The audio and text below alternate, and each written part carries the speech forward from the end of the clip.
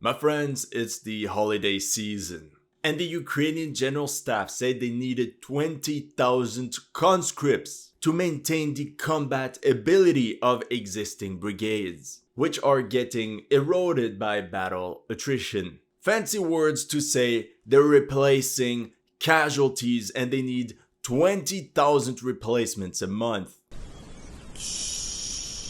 But don't worry to fix that. Instead of Amazon packages delivered, in Ukraine you get Zelensky Prime, same-day mobilization summons sent straight to your door. I also salute the New York Times for watching my videos. I mean, look at that, it's an honor. Even the mainstream media is waking up to the fact that sacrificing entire battalions of Ukrainian Marines for river crossing operations across the Dnieper is pointless. Honestly, that's not even the worst part. As a matter of fact, it's the first time we witnessed the Ukrainskaya Armia retreating all over the front on such a scale. Emotional damage! Russian assault units are pushing out of Bakhmut.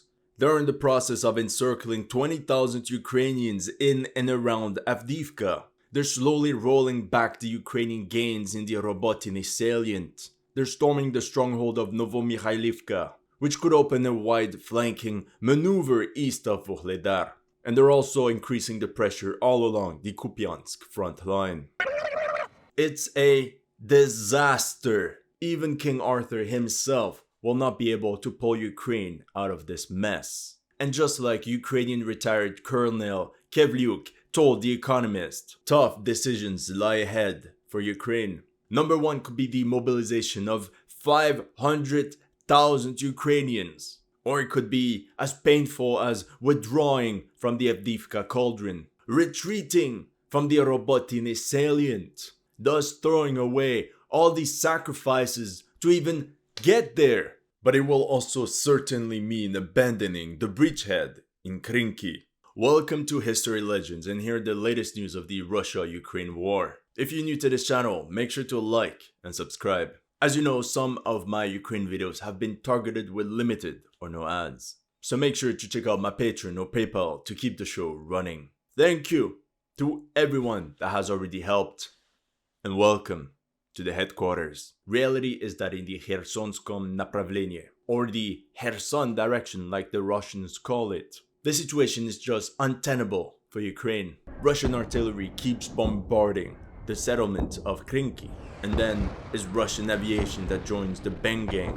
Here you can see a thick FAB 1500 dropped on reinforcements meant for Krynky. A little bit over 100 Ukrainian Marines are said to be still present. Casualties are heavy, and to maintain the pace of the offensive, Ukrainians are now overloading boats with personnel and supplies. However, because of that, the boats are slow and fall prey to enemy drones.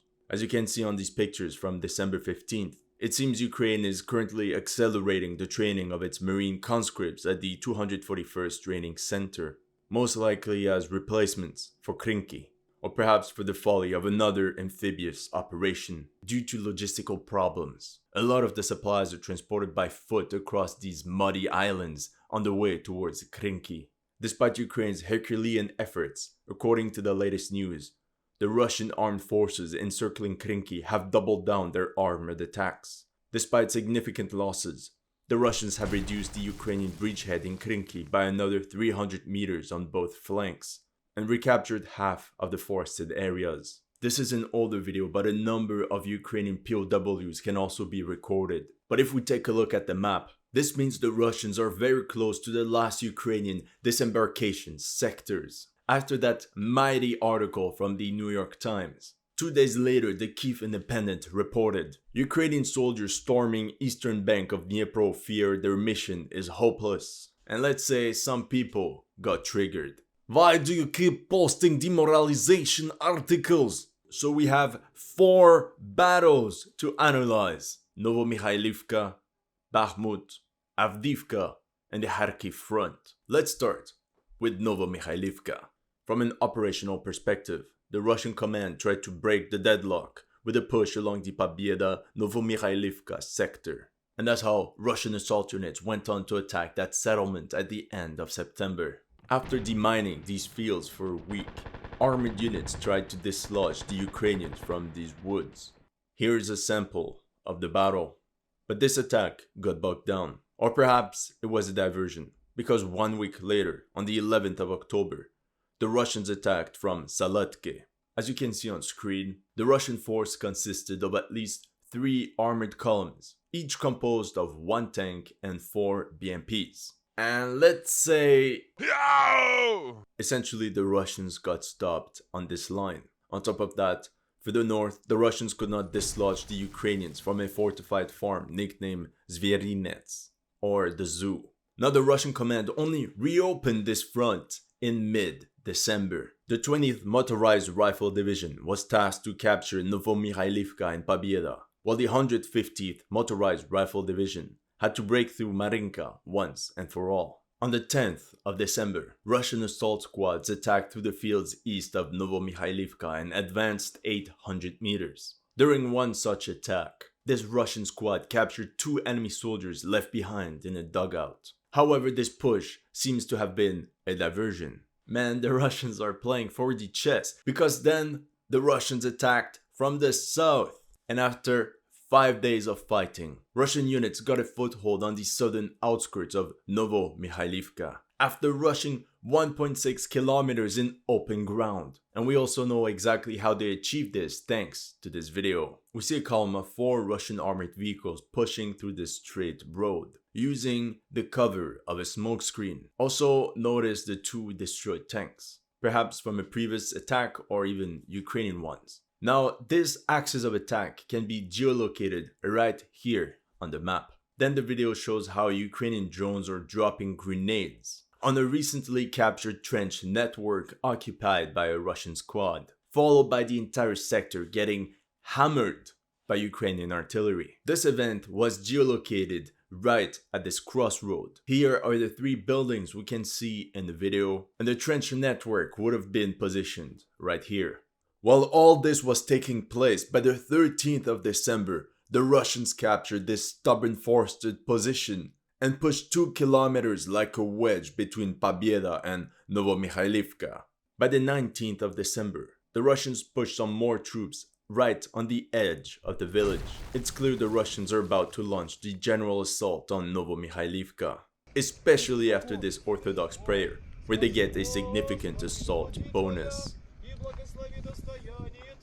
Now, in preparation of this assault, to soften up Ukrainian positions, they bombarded the entire settlement. Here you can see what a Russian artillery preparation against Ukrainian forces in the village looks like. And in this video, from another angle, we can see how 24 shells landed on that sector of Novomykhailivka within a couple minutes. If we try to geolocate this artillery strike, here's the main road, the follow-up V-shaped intersection, and here's the village with all the dachas. So according to all this, we can believe that the next step of the Russian army would be to push right in the center of the village and push from the east. Now 10 kilometers to the north in Marinka. Unlike what I told you in the last video, not all the settlement has been captured yet. There's still 800 meters left, and Russian infantry squads are still in the process of clearing the remaining buildings one by one. The fighting is difficult and gruesome. Some Russian soldiers found the following note written on the wall. "Whoever finds me, take care of my mother, sister and brother. Rudakov Roman Alexandrovich, city of Batyatsk." Roman would have turned 22 on December 26. Here you can see an archived video of him before he was sent to the front as part of the 103rd Regiment of the 150th Motorized Rifle Division. When headquarters lost contact with Roman's squad, another unit was sent forward to get back in touch with them. One of them said the following: "We went down to one of the basements, machine gun cartridges everywhere, and the 9 Russian soldiers of the squad, all KIA. The assault group was ambushed and fought until the last bullet." The Ukrainians fought extremely hard in order to regain control of Marinka. They launched an armored counterattack at the northern edge of the village. As you can see here, they advanced with 3 armored vehicles, which then disembarked infantry. But soon enough, the entire position got targeted by the Russians, and they all had to pull back. Now the goal of this entire Russian operation If successful, it would pave the way for massive Russian backshots on the logistic lines of Vuhledar. And if Ukraine abandons the stronghold of Vuhledar, the front line would move at least 10 kilometers. Bakhmut. The Battle of Bakhmut is so epic that Netflix is already working on a movie about it. I'm pretty excited. Now seriously, on the Bakhmut front, it seems Ukrainian units are abandoning their positions in tree lines as they fall back towards the closest villages. As you can see on the map, this would mean concentrating as many troops in Avdiivka, Ivanivske, and Klishivka. The goal is to hold these fortified outposts as long as possible and delay a Russian assault on Chasiv Yar, which acts as the logistics center of the entire region. In this video, you can see a Russian fire team or some recon units progressing along a tree line. This means that some Russian units now got a foothold on the ridge overlooking Avdiivka from the north. On the 18th of December, paratroopers of the 98th Airborne Division stormed the hilltop north of Hromove. And by the 20th of December, they're now rushing at full speed towards the eastern flank of Avdiivka. And remember what I said. Lastly, they will most likely storm this hilltop in order to take control of these tree lines, from where eventually they can flank Avdiivka. Whereas these guys right here, if they simply follow the ridgeline, they will also end up on the ridge north of Ivanivske. Everything indicates that the Battle of Ivanivske is imminent, because check this out. Since our last video, south of Bakhmut, Russian assault units are clearing this bastion from the remaining Ukrainian defenders. If we look at it from a 3D perspective, the Russians are using this forest to slide troops right into the rear end of the Ukrainian forces in Klishivka. Now, according to this video, we see some Russian soldiers in a trench, which we can geolocate right here on the map. So this is the point of view of the drone. You can see the dirt path and the same shape of the trench. Now it's obvious that the Russian objective is to control this high ground, and we can assume that most of it is now in Russian hands. Apparently, some of these assault detachments are part of a unit called Special Forces Siberia, composed of many former Wagner PMC fighters. Imagine if some of these guys actually stormed Klishivka in January 2023. I mean, these guys will know the area by heart. And I put an end to all this summer and crossbow nonsense. At the same time, it was reported that a number of Russian units managed to get a foothold on the northern part of Klishivka as well. Now all that was part of the foreplay, because a girthy penetration is happening north of Klishivka as Russian mortar crews unleash very precise suppressive fire.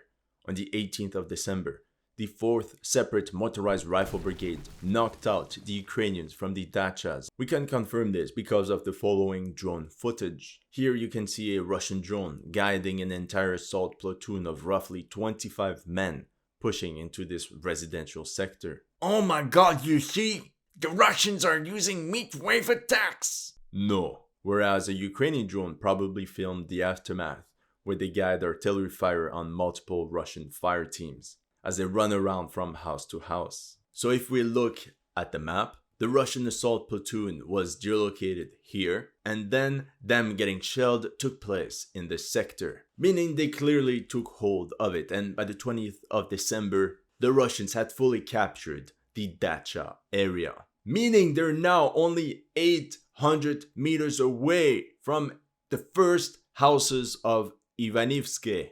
That's roughly 8 football fields. Now sadly, it seems all the Ukrainians had available to stop the enemy was a small number of infantrymen in isolated dugouts. Here on the southwest corner of the Dacha area, you can see 2 Russian soldiers overlooking 5 Ukrainian POWs exiting from their dugout. Some Russian reports claim that in the last days, up to 70 Ukrainian soldiers surrendered in the Klishivka sector alone. Even more alarming, according to this article from Business Insider, Russia has 7 times more drones than Ukraine. This makes life very difficult for Ukrainian riflemen, as Russian drones constantly fly over their positions night and day to drop grenades or to guide artillery fire. Now that I think about it, I don't even think that Ukrainians will be able to hold Klishivka for that long. Avdiivka, On the 10th of December, it was reported that the Ukrainian command had transferred and concentrated more than 40 battalions from 8 different brigades to defend Avdiivka, roughly 20,000 men. It doesn't seem to be enough because on the 15th of December, Russian assault squads started storming Avdiivka proper from the Promka industrial zone they captured the week before. We know this because Ukrainian kamikaze drones were geolocated harassing Russian infantry in this sector. Meanwhile, near this wall I brought up last video, a Ukrainian drone recorded at least a dozen Russian fatalities covered in the snow. This confirms the geolocation I did, but we also discovered the heavy toll the Russians had to pay to capture this position. Now literally 500 meters from there. So right here on the map, we have the video of a duel between a Ukrainian M2 Bradley and a Russian BMP. Bradley's big loads forced the BMP to run away. Now jokes aside, I'm telling you, if Ukraine loses control of this 1.5 kilometer tree line, it's GG well played. That's why Ukraine is sending unit after unit to dislodge the Russians from there. And that's also why they're concentrating artillery fire on these tree lines east of Stepove. As an example on this satellite image, you can see all these shell craters in and around Stepove. Now as the Russians are pushing northwest of the railway, Ukraine continues to pull additional reserves towards the settlement of Novomykhailivka and Berdishi. From these latest attacks west of Krasnohorivka, we can believe the Russians want to take control of this area in between both train tracks. In this video, you can see another Bradley, the trademark of the 47th Mechanized Brigade, firing towards enemy units almost at point blank, with M792 high explosive incendiary tracer cartridges. Today I feel like in a GeoGuessr mode, so I think this firefight took place right here. We can see the field, the train tracks, and the wall covered by the forest. Fun fact, on December 19th, a Ukrainian T-64 was destroyed right here. Once again in the video we can see the railway line and the 90-degree angle of this tree line. This would confirm the fact that the Ukrainians are not only sending troops south of Stepove, we could even say that they're trying to flank the village from the north. But in the end, Russian assault units ended up capturing these 4 tree lines, thus cancelling the latest Ukrainian counterattacks and sealing the fate of Stepove. As you've seen in the previous images, when properly used, the Bradleys can be extremely lethal. On the 13th of December, one of them managed to destroy a column of 3 Russian multi-purpose tracked IFVs on its own. Fun fact, in this video there is a tank pulling a damaged M2 Bradley to the rear for repair. This video took place west of Ocheretine, so we can believe that this entire northern sector is part of Ukraine's main supply route, MSR, and thus essential to hold Avdiivka. The Ukrainian command is also constantly ordering artillery fire on the seemingly infinite waves of Russian reinforcements. In this case, on the 16th of December, a column of 15 armored vehicles dropped off their infantry right on the contact line, so roughly 100 riflemen. Upon their return, they were intercepted and half the BMPs got destroyed or damaged. Meanwhile, on the western part of the battle, Russian units managed to secure this set of tree lines west of Svierne, and the second group managed to advance another 500 meters west of Vadiane. To be honest, this could be significant on a tactical level, because if the Russians achieve another such push, they could literally trap all the Ukrainians in this sector, and this pressure would simply force them to withdraw to better positions. So if successful, this could allow the Russian armed forces to create a double cauldron and all the problems this means for Ukraine. The Kharkiv front. Now remember in mid-August when I covered the dire situation the Ukrainian army was facing in Kharkiv Oblast. Since then, the Ukrainian front has not collapsed, but it's evident that the Ukrainian command saw the threat of the Russian offensive and heavily reinforced the entire front line. The Russian goal has always been to get as close as possible to the city of Kupiansk. After attacks from this side seemed to have failed, the Russians stormed this part of the forest to get closer to Sinkivka, and Ukrainian troops started falling back to regroup inside the village. Now the benefit of having this entire forest is that the Russians can camouflage a huge number of assault formations from the Ukrainians. As preparation, the Russians launched multiple drones against Ukrainian targets inside Sinkivka. And that's how on December 14th, they restarted ground operations in the sector. In the following video, geolocated on the northern edge of the settlement, you can see a column of 9 Russian armored vehicles. In this frame, 1 tank is supporting 4 BMPs as they're disembarking riflemen into these houses. But surprise, surprise! There are Ukrainian soldiers ambushed inside. One of them can be seen with a man-portable anti-tank weapon, and he fires at an enemy vehicle at point blank. The BMPs pull back at full speed and leave the infantry on its own. Meanwhile, further back, 4 armored vehicles of the same column got destroyed or damaged by Ukrainian artillery. Sometime after, a Russian squad tried to bypass this tank graveyard, but the moment they got into these woods, they got hammered by incoming shells of the 14th Mechanized Brigade. So yeah, the Russians got a bloody nose on that one. 3 days later, the Russians tried their luck again. As you can see here, 2 BMPs with 5 to 7 descent stormtroopers on top are seen driving by the vehicles lost earlier. 2 rounds with extreme precision fell right on top of these vehicles, and you can imagine the result of the riflemen that were sitting on top of these BMPs. It seems the Russians are also seeing increasing actions towards Avdiivka. For some time now, Russian assault squads tried to creep their way forward in this direction, which was partly successful. On the 13th of December, a Ukrainian T-64 BV was destroyed by anti-tank weapons right at this position, meaning the Russians are only 500 meters away from the first houses of the village. But since these attacks didn't really lead anywhere, the Russian command attempted a wide flanking maneuver from the north, I think to get access to this ridgeline overlooking Avdiivka. There was this Russian assault platoon of roughly 30 stormtroopers that had concentrated in this sector in column formation, when a Ukrainian drone appeared and decided to crash the Igloo Fest. 2 days later, on the 12th of December, the Russians returned the favor and struck this Ukrainian platoon as they rotated out of their entrenchments. Essentially, the Russian assault on Krynky and Avdiivka could put immense pressure on the Ukrainian flanks and force them to withdraw 6 kilometers to better positions, and perhaps even start this siege of Kupiansk. That's all I have for you today. Let me know in the comment section what you thought of my analysis. If you're new to this channel, make sure to like and subscribe, and if you want to support my work, make sure to check out my Patreon or PayPal. The links are in the description below.